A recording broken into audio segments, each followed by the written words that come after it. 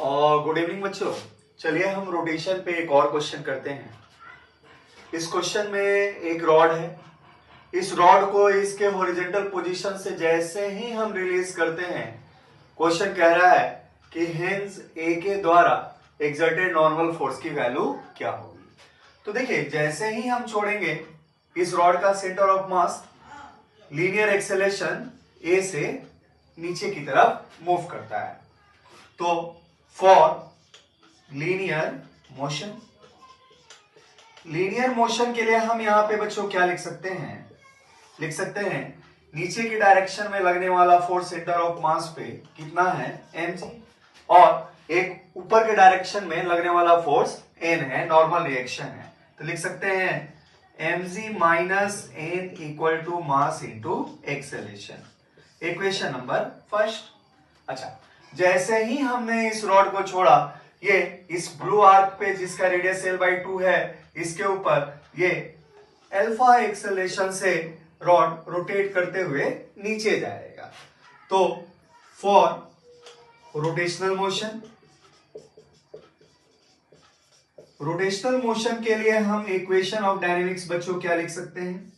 तो rotational motion के लिए डायनेमिक्स लिख सकते हैं रॉड पे लगने वाला सभी फोर्सेस का टॉर्क किसी भी पॉइंट के रिस्पेक्ट में moment of inertia into angular acceleration. Point A के रिस्पेक्ट में नॉर्मल फोर्स का टॉर्क 0 होगा, तो इसके ऊपर लगने वाले फोर्स mg का ही केवल टॉर्क होगा। तो टॉर्क के रूप में आपके पास केवल होगा रॉड पे ऊपर mg इंटू mg के लाइन पे यहां से परपेंडिकुलर डिस्टेंस जो L/2 है, equal to torque equal to I alpha. अब इस रॉड के पास मोमेंट ऑफ इनर्शिया इस एंड के रिस्पेक्ट में कितना है, ml² I into angular acceleration alpha, तो लिख सकते हैं ml² इंटू अल्फा। अच्छा, यहां से m कैंसिल आउट हो गया और ये हमारे पास अल्फा की वैल्यू बच्चों आ गई कितनी, अल्फा की वैल्यू आ गई 3g/2n, 3g/2n।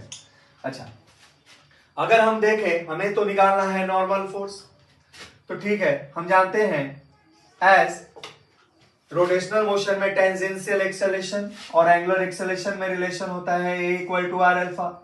चूंकि R की वैल्यू यहाँ पे है L/2 I इंटू अल्फा, तो हमारे पास लिख सकते हैं क्या बच्चों, यहाँ पे लीनियर एक्सेलरेशन की value A equal to L/2 alpha 3g/2l है। तो ये गया, तो ये हो गया 3g/4। इस तरीके से लीनियर एक्सेलरेशन इतना आ गया।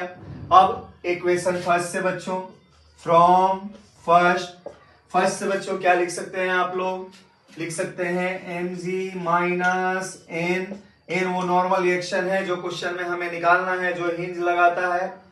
अब equal to mass into acceleration m 3g/4। अब यहां से बच्चों लिख सकते हैं n की value mg minus 3mg/4, that is mg/4। ये आपका आंसर है। रॉड को छोड़ने के बाद ये इतने नॉर्मल रिएक्शन के बराबर फोर्स इस एंड ए पे लगाता है। चलिए एक और क्वेश्चन करते हैं बेहतरीन, आप है ना, रोटेशन में।